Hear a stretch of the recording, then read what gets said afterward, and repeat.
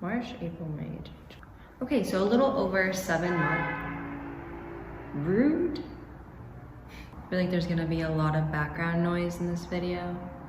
So, cool. Hi, welcome back to my channel. I feel like this is my catchphrase, but it's been a while. For about 3 weeks, I was very consistent on posting every Thursday, and then life just kind of got hectic. And I struggled to make videos. And so yeah, anyways, hi, I'm back. I'm back with the long-awaited teaching update / what exactly I do here in Korea. And yeah, I figured I would film at my actual school, my school that I work with, which I'll get into that later, why I did quotations. Yeah, so I know a lot of you guys watch me because I am teaching abroad in Korea, and a lot of you are interested in also teaching abroad or also in Korea. So yeah, here's an update. I'm really sorry, but my work is located on a main street, and so there's a lot of traffic outside, so you might just be hearing some buses and cars and honking and that stuff. So yeah, sorry about that. And the acoustics in all the classrooms aren't the best either. So I have been in Korea for 7 months, a little over 7 months now. I'm halfway through with my contract. It's been an interesting 7 months, to say the least. A lot has happened, a lot hasn't happened, and I will get into that. But yeah, if you have any questions or you want more detail about what it's like teaching in Korea, or etc., what it's like living in Korea, feel free to comment down below and I will try to answer. I'm going to be answering a few questions about my experience teaching here. So first off, where do I work? Now, a lot of people who have done epic videos and have like YouTube channels and stuff, they work at either hagwons, which is a privately owned kind of business like school, and then there are also people who work at regular public schools, whether that's elementary, middle school, or high school. They work at public schools. For epic, oftentimes you are placed in more than one school. However, I only work at one place, which is here. I work at the English Center, and you're probably wondering, what is an English Center? Because I don't know anybody who actually has talked about it and who actually works at one. So English centers are all over Korea, and they vary differently with how they function and how they work depending on who's in charge. So I can't say like for certain this is how English centers are. I can only speak from my own experience. And just recently, in the past few years, EPIC has actually included English centers into their program so that EPIC applicants can now work at English centers. So what is an English center? Pretty much a place where Korean students come to learn English outside of their public education and their hagwons. So it works differently from a public school, but it also works differently from a hagwon. So what people are more familiar with are public schools. You can work at a public school, and with EPIC, that's the majority of people get sent there. And then if you don't go through EPIC and you go through like a private recruiter, you can also work at hagwons. Hagwons are privately owned businesses, which means that they are not controlled by the government. They are set up by individuals, and so they kind of run on their own schedule and things. I don't know, I've never worked at a hagwon, So an English center is controlled by the Korean government, so it is government owned, and so that means it's not a private business. We follow the guidelines that the government sets for education. We get funds from the government. It's similar to a public school in that way. So now I'm going to go into specifics of my English center. So like I said, English centers, they do different things. What I'm gonna say isn't the same for all English centers. One thing that kind of makes us different from like our normal public school English classes, English lessons, is that our main focus isn't to teach them new things. or to improve their grammar or something like that. We focus more on interpersonal skills and just helping students be more confident in talking with native speakers. So yeah, it's all about developing their interpersonal skills. At most English centers, there are a lot of native English speakers from around the world. So for example, we have 8, well currently we have 9, but normally we have 8 native English speakers who work as the main teachers of the center. And then we have 5 Korean teachers who work as co-teachers, but they also handle a lot of administrative stuff and budgeting and all that kind of thing, getting materials and like contacting schools and such. So they do a lot of like the behind the scenes stuff. Sometimes we have a co-teacher and sometimes we do not. We have like a schedule because some lessons need co-teachers and some don't. Well, anyways, we have a schedule that rotates every semester. So for like spring semester, 4 native speakers will have co-teachers, and then the next semester, the other 4 will. So it rotates. So everybody can work with a Korean teacher and everybody can work by themselves as well. We do not have any vice principal or principal to lead the center. Instead, we have a director, and the director is in charge of everything that happens at the center. And that's pretty much it. That's all we have for staff. We do have some like cleaning staff, and we have like some accounting staff and such, but yeah, other than that, that's pretty much it. So depending on how big the English center is, the staff can vary, because I do know one English center in another province that only has like 3 native English speakers. Now you're probably wondering, who do we teach at the English center? So again, it varies depending on how the center wants to be used within whatever city they are located in or town. So another thing that I think is pretty common between each English center is that we see students from all over the city or town that we're located in. We have many different programs with different ages. So the first thing I'm going to talk about is our weekday program, which is our main program that we teach here at the English Center. So for our main weekday program, we teach 5th graders, which is in elementary or primary. So we only see them for 2 days. So this is kind of like a pro and a con, depending on how you look at it. So at the English Center, we don't, because we see so many different schools, we see so many different students, we cannot establish strong connections with these students because we don't see them for very long. For this program, we only have to create 2 lessons, and each classroom has a kind of theme. Like right now, as you can see, there's books. I'm in the library room classroom. So a lot of teachers who use this room, they will teach like through books, through stories and such. For me, I am in the science room, which is on the 2nd floor. I'm on the 3rd floor right now. I'm in the science room, so I teach a science-related lesson. So that's kind of how we establish our first lesson, like our main lesson for the main weekday program. So our lessons are quite fun, like our normal lessons, normal weekday lessons. Like somebody teaches them how to bake actual cookies within the kitchen.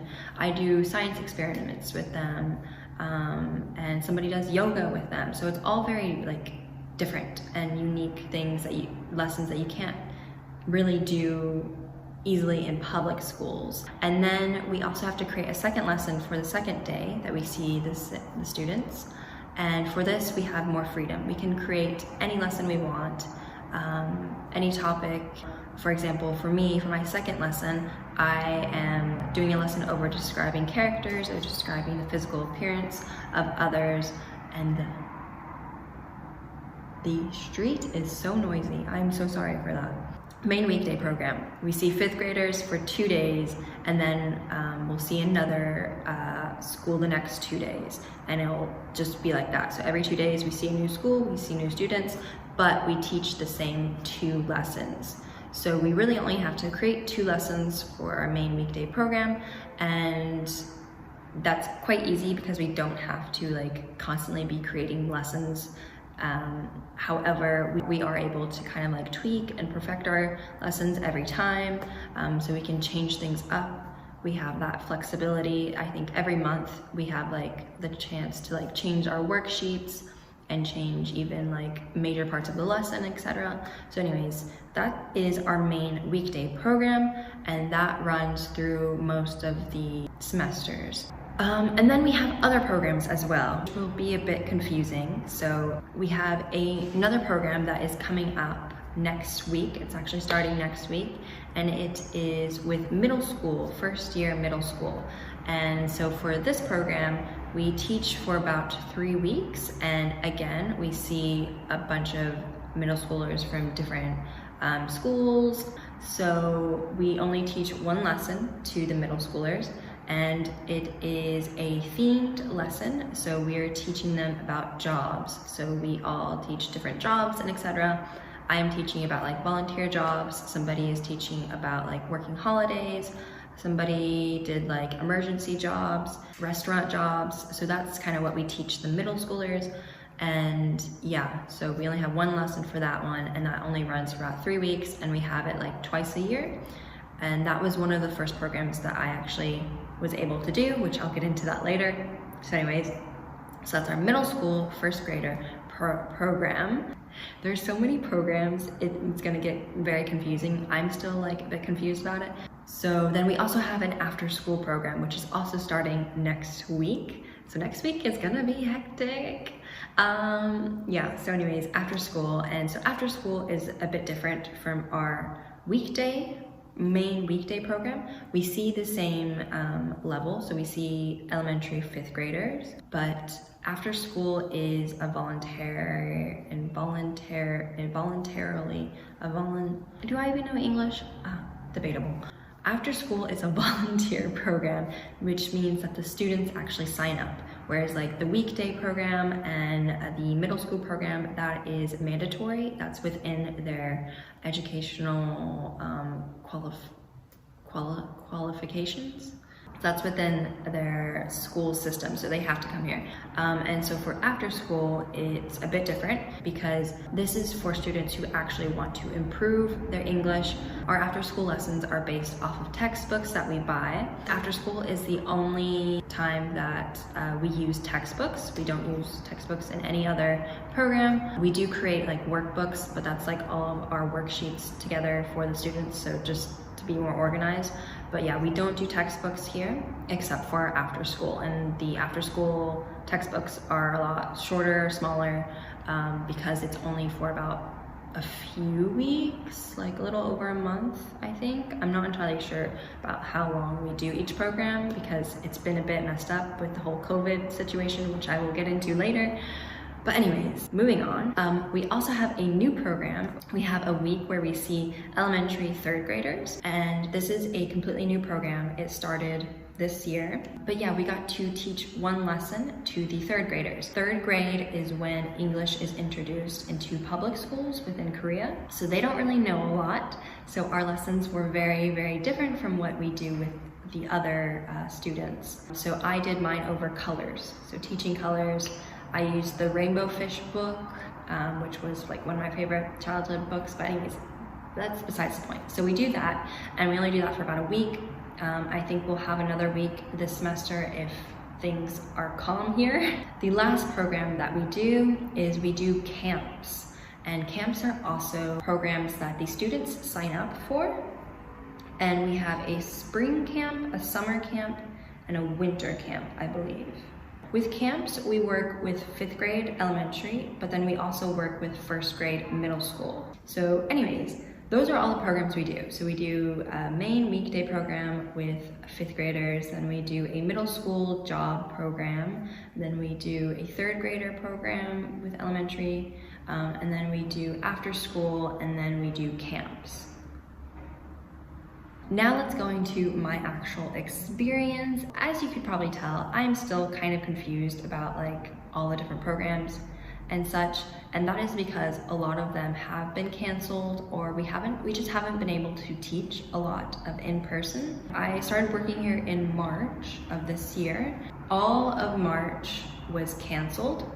basically for about 2 months, I didn't see any students because the cases here just weren't lowering, decreasing, and so schools went completely online. We did phone calls with the 5th graders for our main weekday program. That lasted for about a month. I think at the end of spring is when I first saw students. May or June, I'm not entirely sure, around that time, we got to see middle school. So we did our middle school job program, and then we also got to see a few 5th graders, and that was for only about 2 or 3 weeks. And then we also had the 3rd graders come. And that's been pretty much it of all that I've taught. For a total, I've taught about a month, a little over a month.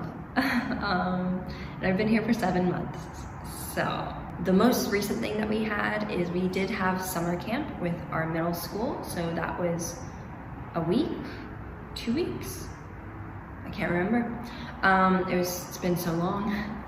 So we had that in summer. The only other thing that we've really done is we did create, and we are currently creating online videos for our main weekday program and also for after school. So we had to create 2 videos for our after school, and they were very simple. A lot of them were just arts and crafts, like how to do something.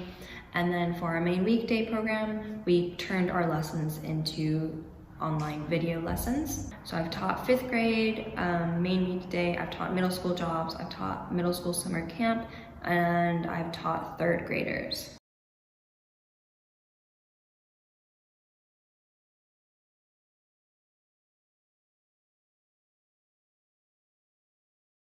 Kind of going into what it's been like teaching during these strange times. Like I said, a lot of schools have canceled, a lot of schools have gone online, so we've had to create online videos, we've done phone calls, it's just been a lot of desk warming. Like I said, each teacher kind of teaches in their own classroom, and the classrooms have different themes. Like I said, I'm in the science room because I teach science. However, due to the whole COVID regulations, the students are not supposed to move around a lot. Every time we do get students here, the students stay in their designated classes, but the teachers instead move around, which has been a bit stressful, but it's been working. So another thing is we have to try to lessen our group work and just like moving around and stuff, because again, they don't want students moving too much. Another thing is no food. So like I said, we do have a classroom that is a full functioning kitchen, and within that classroom, the teacher teaches them how to make goods, like baked goods. Like they usually make cookies, but they've also done like making boba tea. Yeah, that's not really being used as much.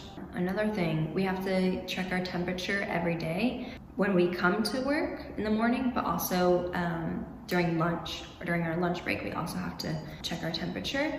We have to wear masks. So every time we do have students come, we do have to wear masks, and we wear masks whenever we're moving about the building. We have hand sanitizer everywhere. That's pretty much it, to be honest. So if you have any specific questions you would like me to answer about teaching in Korea or teaching at an English center, yeah, just let me know. So yeah, that's that.